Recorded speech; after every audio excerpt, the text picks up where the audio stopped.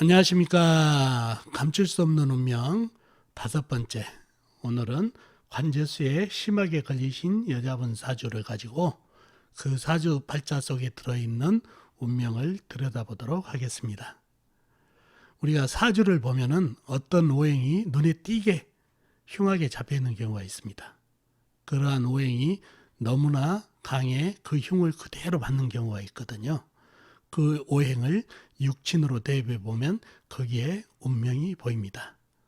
오늘 또 사주 속에 숨어 있는 운명을 찾아 떠나도록 해보겠습니다. 어떤 여자분께서 전화로 상담을 예약하십니다. 급해서 그러는데 지금 상담 가능하냐고 하시네요. 목소리에서 상당히 급함이 느껴집니다. 하지만 예약이 다 된 관계로 다음날 빠른 시간으로 예약을 하시고 전화를 끊었습니다. 다음날 상담을 오셨네요. 그리고 상담 주제를 여쭤보니 대뜸 선생님, 제가 재판을 하고 있는데 이길 수 있는지 알고 싶어서 왔습니다 라고 하시네요. 그래서 제가 어떤 재판을 하시냐고 물어보니 그냥 사주에 나오는 대로 이길 수 있는지만 알려달라고 합니다. 무슨 재판이 있는지 알려주지 않는 걸 보니 어떤 사연이 있든지 간을 보든지 둘 중에 하나겠죠. 그런데 이분은 간을 보는 것 같지는 않습니다. 그래서 생년월일을 받아 사주를 뽑아봅니다. 이 사주가 당사자 사주팔자입니다. 여러분도 여러분 나름대로 어떤 재판인지를 한번 사주에 나타난 형국으로 가늠해 보시는 것도 공부에 도움이 되겠네요. 저는 이 사주를 보고 그분께 말씀드립니다. 고부 갈등이 상당하고 관살을 맞아 악부, 즉 나를 힘들게 하는 남편이고 남편과의 인연이 약한 사주네요. 사주 모양새나 운세로 봤을 때 두 분 인연이 다 끝난 걸로 봐서 이혼 소송을 하시죠. 그것도 시어머니가 남편을 부추기는 형상이니까 그러한 형상 때문에 소송을 하신 걸로 보이네요 라고 말씀드렸더니 그분께서 그렇다고 하시네요. 선생님, 가정사가 부끄러워 말씀을 못 드렸습니다. 죄송합니다. 합의이혼도 가능했지만은 시어머니가 본인이 생각하기도 얼토당토하지 않는 것으로 걸고 넘어져 위자료를 안 주려고 소송을 걸어왔습니다. 그런데 그 얼토당토하는 내용이 점점 저에게는 불리해져서 불안해서 찾아왔습니다 라고 말씀하시네요. 그리고 결혼생활 내내 부부 문제도 안 좋았지만은 그 문제가 시어머니의 행포와 시어머니가 부추겨가지고 남편을 부추겨서 문제가 된 게 많았다고 합니다. 그래서 시어머니가 모든 게 원인이 되고 또 물론 남편도 상당히 폭력적이고 그런 문제가 있어서 견디기 힘들었다고 하십니다. 그래서 이번에 소송으로 인해서 본인이 좀 자유를 찾고 싶어서 소송이 좀 이기면은 그래도 위자료라도 받아가지고 그것으로 새 출발의 계기를 삼고 싶다고 그거를 원하시고 상담을 오셨네요. 자, 여러분도 사주 속의 운명을 들여다보셨나요? 자, 그럼 저와 함께 이 사주를 같이 풀어보도록 하겠습니다. 자, 이 사주가 상담 오신 분 사주팔자죠. 앞에서도 보셨고 여러분들도 나름대로 풀어보셨나 모르겠네요. 사주를 한번 같이 풀어보도록 하겠습니다. 경술년, 신사월, 정해일, 경자시에 태어나신 여자분이시네요. 자, 사주 형국을 파악하기 위해서 오행의 분포를 먼저 알아볼까요? 본인이 정화, 작은 여린 첩불로 태어났네요. 그 다음에 연간의 경금은 큰 쇠, 술토는 큰 흙, 신금은 작은 쇠, 사화는 큰 불, 그 다음에 해수는 큰 호수같이 큰 물, 경금은 큰 쇠라고 그랬죠. 자수, 작은 물, 이렇게 형성이 되네요. 사주에 불기운도 좀 있지만 쇠기운이 많고 큰 물, 작은 물이 형성된 물기운도 상당히 많네요. 오행 중에 안 보이는 게 나무죠. 나무. 물론 지장간 해수 안에 간목이 있기는 있죠. 육친도 한번 보자고요. 육친. 연간의 큰 쇠 경금은 내가 극한 오행으로 음양이 다르니까 정제. 술토는 내가 생해준 오행으로 음양이 다르니까 상관. 신금 내가 극한 오행으로 음양이 같으니까 편제. 그 다음에 사화는 나하고 같은 오행 음양이 다르니까 겁제. 해수는 나를 극한 오행으로 음양이 다르니까 정관. 경금은 아까 정제라고 그랬죠. 연간에 있는 경금하고 똑같으니까 자수 역시 나를 극한 오행으로 음양이 같으니까 편관. 이렇게 형성이 되어 있네요. 사주 지장간에 들어있는 나무는 이게 인성이죠. 나를 생해준 오해. 인성이 해준 간목밖에 없는 그런 형상이네요. 자, 사주의 형국을 한번 여러분과 같이 풀어보자고요. 여린 촛불이 4월 달에 태어났네요. 초여름. 그러면 등령을 했어요. 등령.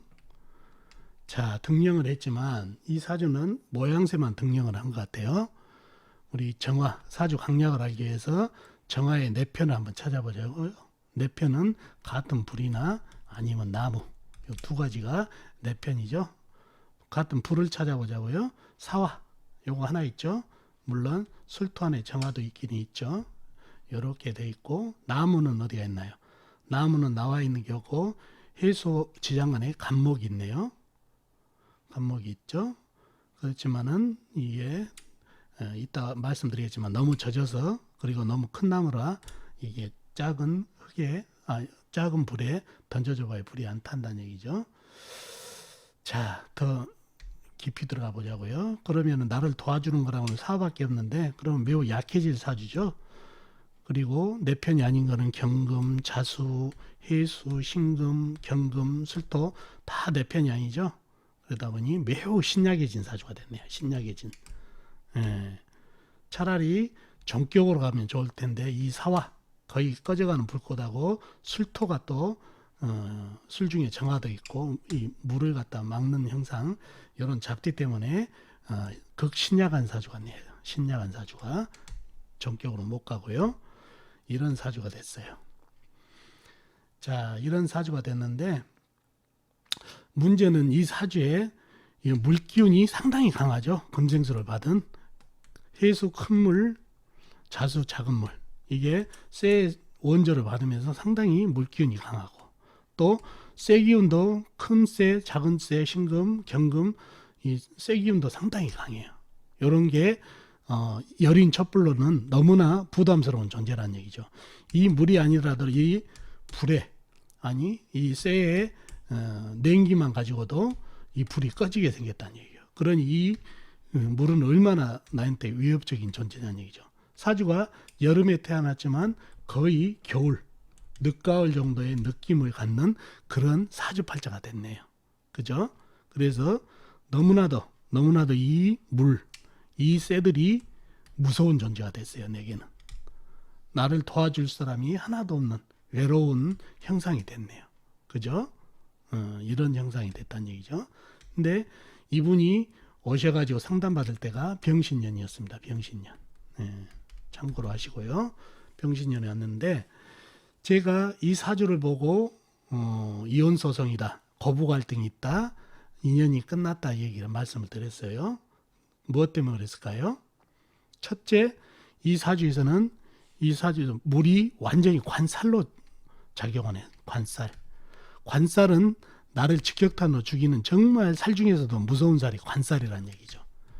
이 사주에서는 해수가 정관이지만 이 큰 물이 이 조그마한 불 정도는 아예 꺼버릴 정도, 작은 불도 꺼트려 버리는데 이 큰 물은 더더욱 무서운 존재라 이건 뭐 정편관을 나누기 전에 이거는 편관이나 마찬가지, 칠살이나 마찬가지라는 얘기죠. 그런데 이 칠살들이 이렇게 물기운이 강해가지고 내 불도 끄고 나의 유일한 동지인 사화도 꺼버린 사회충이죠. 요런 관계다는 얘기죠. 그러니 이 물이 무시무시하다는 얘기예요. 그래서 제가 악한 남자다는 얘기죠. 악한 남편 이런 거를 말씀드렸던 게 그거죠. 한 방에 나를 꺼버리니까. 근데 이 사주 모양새를 보면 이 쇠들 모양을 보자고요. 이 쇠도 강해가지고 이 흉한 물을 갖다 생하고 있다는 얘기예요. 나도 위협하지만. 그러니 아주 흉한 놈을 또 생하고 있는 놈은 이놈도 적군의 아군은 적군이다는 얘기죠. 그래서 이런 통병이 나왔다는 얘기죠. 남편 악부, 남편과 인연이 약하고 남편을 돕고 있는 요게 바로 뭐냐면은 관성을 돕고 있는 재성이 바로 이게 시어머니. 그래서 고부 갈등을 말씀드리는 거예요. 고부 갈등. 그래서 이 남편도 나쁜 녀석이지만은 이 나쁜 녀석을 돕고 있는 이 쇠들도 상당히 위협적이고 나쁘다는 얘기예요. 이게 시어머니. 그래서 고부 갈등을 얘기했다는 얘기예요. 자, 병신년이 왔어요. 병신년.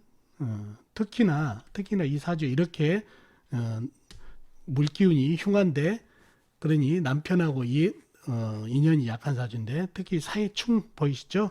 사해충 이게 혼파살로 제대로 작용을 하고 있다는 얘기예요. 그러니 부부운이 더 약한 사주팔자가 됐는데 병신년이 왔어요. 병신년이 들어오면 이 신금 무릎 품에 있는 큰 쇠 위에 앉아 있는 병화는 불은 약한 불이 되는데 요게 운기 속으로 들어오면 어떻게 됩니까? 병화가 살 수가 있나요?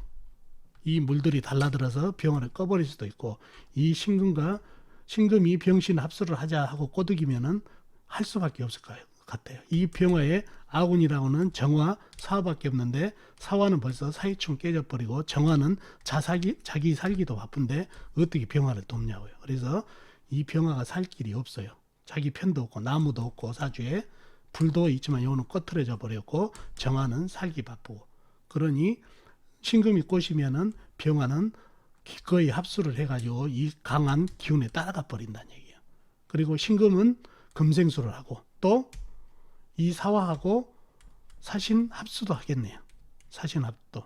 이 사화는 이미 꺼진 불이라 신금이 합을 하자면은 기꺼이 하겠다는 얘기예요. 그래서 병신 합수, 사신 합수가 돼가지고 이게 관살이 더 중중해 버리니 이 해에 상당히 관제수가 대단하다는 얘기예요. 그 관제수가 뭐냐? 물이란 얘기예요. 물이 관제수도 되고 이게 남자도 된다는 얘기예요. 남편으로 해서 관제수다. 그럼 이혼소송밖에 없잖아요. 그리고 이게 제가 재성이 관성을 생하고 있어서 시어머니가 남편을 꼬드기는 형상. 그래서 저는 이혼소송이라는 것을 철원할 수 있었고 이혼소송에 시어머니가 개입됐다는 것. 또 운에서도 신금이 들어왔죠. 이게 시어머니다는 얘기죠. 그래서 그렇게 추론을 할 수 있었던 사주입니다. 그리고 사신 합도되지만 사신 형살이 들어오기 때문에 반드시 이에 관제수, 소성수가 있는 운기도 됩니다. 그리고 이분 사주 자체가 관살이 너무나 흉하게 잡혀 있어서 살아가면서 관제주의를 정말 주의를 해야 됩니다. 그리고 소송을 이기겠냐는 말씀드렸죠. 이 병신년에 왔고 소송 못 이깁니다. 그분 시어머니가 얼토당토하는 건수를 가지고 위자료를 덜 주려고 하는 거 분명히 먹혀 들어갈 거예요. 너무 이 운기도 사주 자체의 관제수에 약한 사주지만 운기에서도 관을 본인에게 힘을 좀 보태줘야 그 관제수에서도 이겨가지고 본인이 소송이 이길 텐데 운기에서도 그런 기운이 안 보이니까 이 소송에서 질 거예요. 그래서 소송이 불리합니다. 지시더라도 이분들과의 관계만 끝나는 걸로도 상당히 힘을 받으시니까 그러잖아요. 물하고 쇠가 사라지니까 힘을 받으실 거 아니에요. 받으시니까 독립의 기회를 가지셔가지고 그걸로만 만족하십시오라고 상담을 드렸습니다. 상당히 좀 안타깝죠? 그래서 이 사주에서는 이 쇠기운의 흉과 물기운의 흉으로 이혼 소송에 시어머니가 개입됐다는 것을 제가 사주 속에 들어있는 운명을 알았던 그런 사주팔자가 됐습니다. 여러분도 그런 기운을 느끼셨나요? 느꼈으면은 상당한 수준의 실력을 가지고 계신 겁니다. 아셨죠? 자, 오늘 사주풀이 도움이 되셨나요? 도움 되셨으면 좋겠습니다. 다음 시간에 뵙도록 하겠습니다. 안녕히 계세요.